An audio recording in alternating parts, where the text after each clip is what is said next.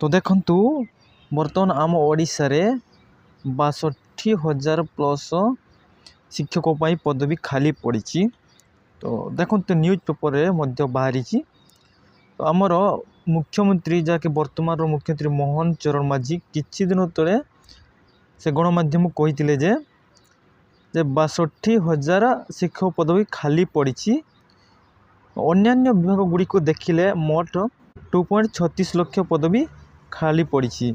तो ताहाकू पूरण करने वर्तमान बीजेपी सरकार आगामी दिन में या पूरण करेंगे बोले या उपरे गुरुत्व देइछंती। तो देखंतु ताठू अधिका अच्छी। तो क्लियरली से मैंने लिखिं जे न्यूज पेपर रे देखंतु 1.5 लाख शिक्षकों पर पदवी खाली पड़ी आम ओडिशा रे वर्तमान आगामी दिन में ताकू पूरण करने से गुरुत्व देवे।